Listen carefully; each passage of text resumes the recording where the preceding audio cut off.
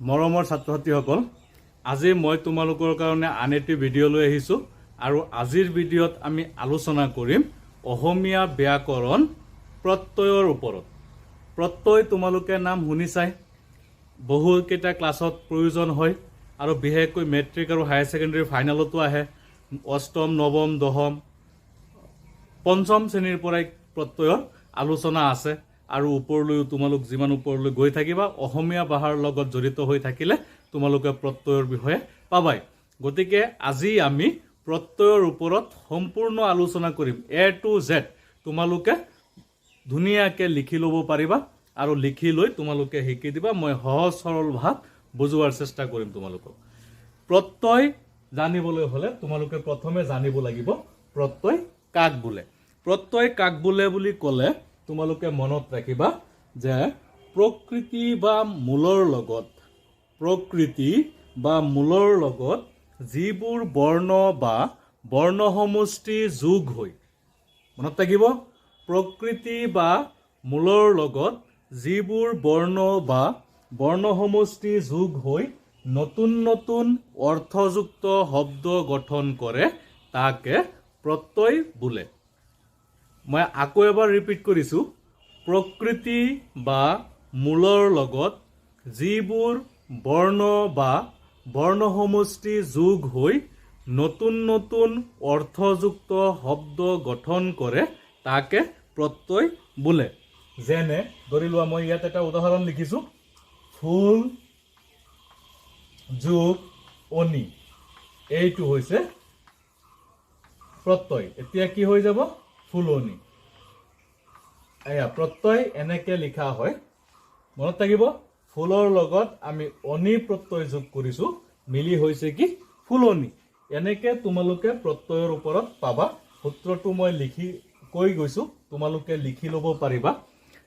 এতিয়া আমি আলোচনা কৰিম অসমীয়া ভাষাত প্ৰত্যয় কেইবিধ আৰু কি কি। মনত ৰাখিবা। এতিয়া আমি এইটো প্ৰশ্নৰ ওপৰত আলোচনা কৰিম, অসমীয়া ভাষাত প্ৰত্যয় কেই প্ৰকাৰ আৰু কি কি। মনত ৰাখিবা, অসমীয়া ভাষাত প্ৰত্যয় 4 প্ৰকাৰৰ: কৃত প্ৰত্যয়, তদ্ধিত প্ৰত্যয়, স্ত্ৰী প্ৰত্যয় আৰু বিভক্তিবাচক প্ৰত্যয়।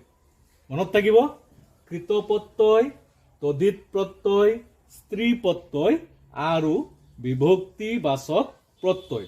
এইকেইটাৰ সম্পূৰ্ণ সূত্ৰ যদি তোমালোকে জানা আৰু প্ৰত্যয়ৰ কিছুমান চিহ্ন আছে, সেই চিহ্নবিলাক যদি তোমালোকে জানা, তেতিয়াহ'লে যিকোনো শব্দৰ পৰা প্ৰত্যয়ক তোমালোকে পৃথক কৰিব পাৰিবা আৰু যিকোনো প্ৰত্যয় দেখিলেই তোমালোকে ক'ব পাৰিবা এইটো কি প্ৰত্যয়ৰ অন্তৰ্ভুক্ত। তোমালোকৰ পৰীক্ষাত তেনেকৈ আহিব, প্ৰত্যয় ভাঙি দেখুওৱা বা কি প্ৰত্যয় যোগ হৈছে ভাঙি দেখুওৱা। গতিকে এতিয়া আমি এই 4টাৰ সূত্ৰৰ ওপৰত আলোচনা কৰিম। কৃত প্ৰত্যয় তোমালোকে দেখিছা, কৃত প্ৰত্যয় তোমালোকে লিখি ল'বা, সূত্ৰটো মই কৈ যাম। কৃত প্ৰত্যয়ৰ সূত্ৰটো এনেকুৱা ধৰণৰ, সংজ্ঞাটো এনেকুৱা ধৰণৰ: ধাতু বা ক্ৰিয়াৰ মূলৰ লগত যিবোৰ প্ৰত্যয় যোগ হৈ নতুন শব্দ গঠন কৰে তাকে কৃত প্ৰত্যয় বোলে। ধাতু বা ক্ৰিয়াৰ মূলৰ লগত, ধাতু মানে ক্ৰিয়া, গম পোৱা তোমালোকে, ক্ৰিয়া মানে ভাৰ্ব। ধাতু বা ক্ৰিয়াৰ মূলৰ লগত যিবোৰ প্ৰত্যয় যোগ হৈ নতুন শব্দ গঠন কৰে তাকে কৃত প্ৰত্যয় বোলে। যেনে তোমালোকক মই এটা দেখাই দিছোঁ, ধৰি লোৱা এটা ধাতু বা ভাৰ্ব হৈছে লিখ। লিখ এইটো এটা ভাৰ্ব, ইয়াৰ লগত মই যোগ কৰি দিলোঁ অক। এতিয়া এইটো কি হৈ যাব? লিখক। এই যে লিখক শব্দটো লিখিছা, তোমাক পৰীক্ষাত প্ৰশ্ন কৰিব পাৰে ইয়াত কি প্ৰত্যয় যোগ হৈছে। তোমালোকে লিখিবা অক, মানে প্ৰত্যয়ৰ চিহ্ন। এতিয়া এইটো কি প্ৰত্যয় যদি প্ৰশ্ন কৰা হয়, যিহেতু ভাৰ্বৰ লগত যোগ হৈছে, অৰ্থাৎ ধাতুৰ লগত বা ক্ৰিয়াৰ লগত যোগ হৈছে, সেইকাৰণে ইয়াৰ নাম হৈছে কৃত প্ৰত্যয়। কৃত প্ৰত্যয় সদায় ভাৰ্বৰ লগত অৰ্থাৎ ক্ৰিয়াৰ লগত যোগ হয়, তোমালোকে মনত ৰাখিবা। মই লিখি দিছোঁ, তোমালোকে ইয়াৰ পৰা চাই বুজিব পাৰিবা। সূত্ৰটোতো মই কৈ দিছোঁ, লিখি ল'বা আৰু উদাহৰণ 2 এটা লিখি ল'বা। এতিয়া লিখ যোগ অক, লিখক, কৰযোগ উৱা কৰোৱা এনেকুৱা বহুত ধৰণৰ প্ৰত্যয় আছে আমি বহুত কেইটা ইয়াত ভাঙি তোমালোকক দেখুৱাম এতিয়া আমি দ্বিতীয়টোলৈ আগবাঢ়ো দ্বিতীয়টো হৈছে তদ্ধিত প্ৰত্যয় মনত ৰাখিবা কৃত প্ৰত্যয় ধাতুৰ লগত যোগ হয় আৰু তদ্ধিত প্ৰত্যয় যোগ হয় প্ৰতিপাদিক বা নাম শব্দৰ লগত অৰ্থাৎ বিশেষ্যৰ লগত মনত ৰাখিব প্ৰতিপাদিক বা নাম শব্দৰ লগত যি প্ৰত্যয় যোগ হয় তাকে তদ্ধিত প্ৰত্যয় বোলে বা এনেকৈও ক'ব পাৰিবা প্ৰতিপাদিক বা নাম শব্দৰ পিছত যিবোৰ প্ৰত্যয়ৰ চিন যোগ হৈ নতুন নতুন শব্দ গঠন কৰে তাকে তদ্ধিত প্ৰত্যয় বোলে এতিয়া তোমালোকে মন কৰিবা নাম শব্দ মানে বিশেষ্য ধৰি লোৱা অহম এইটো এটা নাম শব্দ অৰ্থাৎ বিশেষ্য অহম যোগ ইয়া এতিয়া এইটো যোগ কৰিলে কি হ'ব অসমীয়া এই অসমীয়াটো হৈছে তদ্ধিত প্ৰত্যয় মনত থাকিব সূত্ৰটো প্ৰতিপাদিক বা নাম শব্দৰ লগত এয়া নাম শব্দৰ লগত যি প্ৰত্যয় যোগ হৈ নতুন নতুন শব্দ গঠন কৰে তাকে তদ্ধিত প্ৰত্যয় বোলে এইটো তোমালোকে লিখি ল'বা আৰু বহুত কেইটা উদাহৰণ মই তোমালোকক দিম যেনে ধৰি লোৱা দয়া দয়া যোগ আলু দয়ালু এইটো হ'ব পাৰে গাঁও যোগ অলিয়া গাঁৱলীয়া এইটো হ'ব পাৰে তদ্ধিত প্ৰত্যয়ৰ উদাহৰণ তাৰ পিছত তোমালোকে ইয়াত মন কৰিবা তৃতীয়টো হৈছে স্ত্ৰী প্ৰত্যয় এইটো তোমালোকে বেলেগ বেলেগ ব্যাকৰণত বেলেগ বেলেগ ধৰণৰ সূত্ৰ পাবা এনেকৈ ক'ব পাৰি নাম শব্দৰ স্ত্ৰীলিংগ বুজাবলৈ নাম শব্দৰ স্ত্ৰীলিংগ বুজাবলৈ শব্দৰ পিছত যিবোৰ চিন যোগ হয় তাকেই স্ত্ৰী প্ৰত্যয় বোলে বা এনেকৈও ক'ব পাৰিবা পুৰুষবাচক শব্দৰ পিছত যি প্ৰত্যয় যোগ হৈ স্ত্ৰীলিংগ প্ৰকাশ কৰে তাকে স্ত্ৰী প্ৰত্যয় বোলে মনত থাকিব পুৰুষবাচক শব্দৰ স্ত্ৰীলিংগ বুজাবলৈ প্ৰত্যয়ৰ যিবোৰ চিন যোগ হয় তাকে স্ত্ৰী প্ৰত্যয় বোলে এতিয়া ধৰি লোৱা এটা শব্দ মই লিখি আছো ধৰি লোৱা উকিল যোগ অনি উকিল যোগ অনি এইটো কি হ'ব উকিলনি উকিলনি এতিয়া চোৱা উকিলটো হৈছে পুৰুষবাচক শব্দ বা নাম শব্দ বিশেষ্য ঠিক আছে গতিকে আমি পুৰুষবাচকো ক'ব পাৰো বা নাম শব্দ বুলিও ক'ব পাৰো ইয়াৰ লগত অনি প্ৰত্যয়ৰ চিন যোগ হৈছে এতিয়া এই চিহ্নটো যোগ হোৱাৰ পিছত ইয়াত যিটো শব্দ গঠন হৈছে এইটোৱে স্ত্ৰীলিংগ প্ৰকাশ কৰিছে অৰ্থাৎ উকিলৰ পত্নীক বুজাইছে উকিলনি গতিকে এইটোই হৈছে স্ত্ৰী প্ৰত্যয় মনত থাকিব তেনেকে আমি আৰু ক'ব পাৰিম ৰান্ধ যোগ অনি ৰান্ধনি মনত থাকিব গতিকে তোমালোকে লিখি ল'বা এতিয়া আহিল 4 নম্বৰটো বিভক্তিবাচক প্ৰত্যয় এইটো তোমালোকে জানিবলৈ হলে তোমালোকে কি কৰিব লাগিব বিভক্তিৰ চিহ্নবিলাক জানিব লাগিব এনেকে সূত্ৰটো হ'ব নাম শব্দ বা ক্ৰিয়াবাচক শব্দৰ লগত অৰ্থাৎ ভাৰ্বৰ লগতো হ'ব পাৰে ক্ৰিয়াৰ লগতো হ'ব পাৰে বিশেষ্যৰ লগতো হ'ব পাৰে বিশেষ্য আৰু ক্ৰিয়াৰ লগত যিবোৰ চিন যোগ হৈ নতুন নতুন শব্দ গঠন কৰে তাকে বিভক্তিবাচক প্ৰত্যয় বা বিভক্তি বুলি কোৱা হয় বিভক্তিবাচক প্ৰত্যয় আৰু বিভক্তিৰ মাজত কোনো পাৰ্থক্য নাই সামান্য পাৰ্থক্য হেতু কোনো প্ৰবলেম নহয় তোমালোকে শব্দ বিভক্তিৰ চিনবিলাক ইয়াত জানিব লাগিব যেনে ধৰি লোৱা কৰ যোগ আ কৰা ফুল যোগ ইছে ফুলিছে এইবিলাক হৈছে প্ৰত্যয় এতিয়া এই 4টা প্ৰত্যয় তোমালোকে ধুনীয়াকে শিকিবা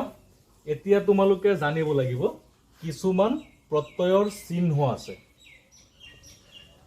আটাইকেইটা ইয়াত লিখাটো সম্ভৱ নহয় মই তোমালোকক কৈ যাম বহিত টুকি ল'ব পাৰিবা লিখি ল'বা এতিয়া হেইবিলাক যদি তোমালোকে জানা তেতিয়া হলে প্ৰত্যয় ভাঙিব পাৰিবা প্ৰত্যয়বাচক চিহ্নসমূহ ধৰি লোৱা অনি অনি অক অতি উতা অন অনা অনি এই আটাইবিলাক আৰু আছে অনিয়া অৰিয়া আৰু উৰি ইভ ইল ইলত ইয়া উৰা আনিয়াৰ আ ই ব ইলে অৰুৱা উতে এইবিলাক হৈছে প্ৰত্যয়ৰ চিহ্ন। এতিয়া এনেকে তোমালোকে বুজিব নোৱাৰিবা, মই শব্দবিলাক তোমালোকক এটা এটা শব্দ কৈ গৈ আছো, তোমালোকে মনত ৰাখিবা। ধৰি লোৱা অনি হৈছে প্ৰত্যয়ৰ চিহ্ন। উদাহৰণস্বৰূপ ধৰ যোগ অনি ধৰণী, মনত ৰাখিব ধৰ যোগ অনি ধৰণী। এতিয়া ইয়াৰ পৰা তোমালোকক প্ৰত্যয় নিৰ্বাচন কৰিব লাগে কি প্ৰত্যয়ৰ শ্ৰেণীত পৰিছে। এতিয়া ধৰটো কি ভাৰ্ব ক্ৰিয়াপদ, গতিকে ইয়াৰ লগত প্ৰত্যয় যোগ হৈছে, গতিকে এইটো কি হ'ব কৃতপ্ৰত্যয়। এনেকে তোমালোকে উলিয়াব পাৰিবা।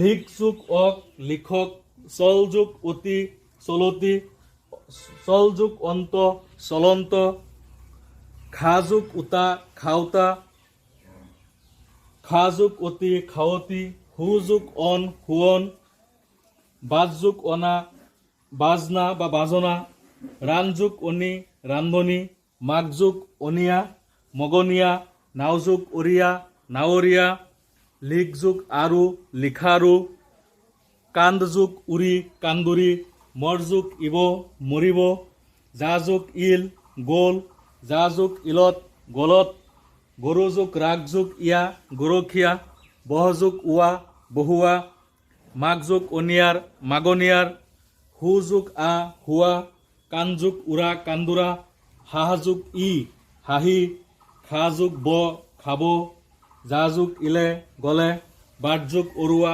বাটৰুৱা, খা যোগ উতে খাওঁতে। এই আটাইবিলাক হৈছে প্ৰত্যয়। এতিয়া তোমালোক যিসকল পৰীক্ষাৰ্থীয়ে এইবাৰ মেট্ৰিক ফাইনেল পৰীক্ষা দিবা, বিশেষকৈ তোমালোকৰ কাৰণে মই কেইটামান প্ৰত্যয় গাই দিছোঁ, সেইকেইটা তোমালোকে চাই যাবা, তেতিয়াহ'লে পৰীক্ষাত যিমানবিলাক প্ৰত্যয় আহিব সেইবিলাক পাই যাবা।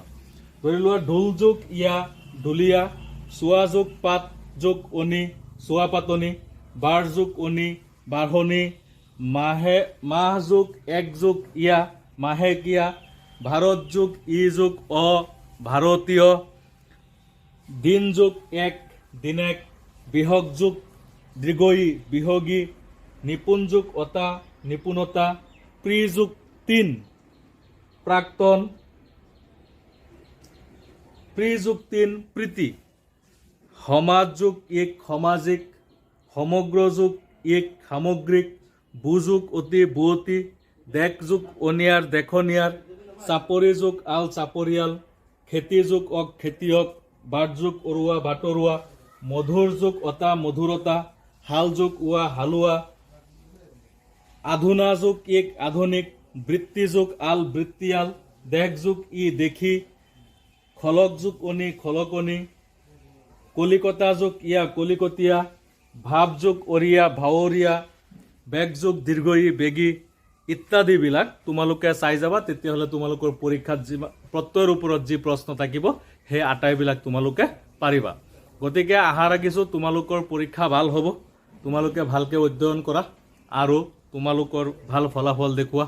পিতৃ মাতৃৰ কষ্ট পৰিশ্ৰম, শিক্ষক শিক্ষয়িত্ৰীসকলৰ কষ্ট পৰিশ্ৰম এইবিলাক ফলপ্ৰসূ কৰা, বাস্তৱ কৰা, যাতে তোমালোকৰ ভৱিষ্যত সুন্দৰ হয় আৰু জীৱনৰ পথ সুগম হয়, ভালদৰে যাতে জীৱনৰ বাটত আগুৱাই গৈ সমাজত এজন প্ৰতিষ্ঠিত ব্যক্তি হিচাপে থিয় দিব পাৰা, দেশৰ ভাল নাগৰিক হিচাপে নিজক চিনাকি কৰি দিব পাৰা, তাৰে আশা থাকিল। পৰীক্ষালৈ শুভেচ্ছা থাকিল। ধন্যবাদ।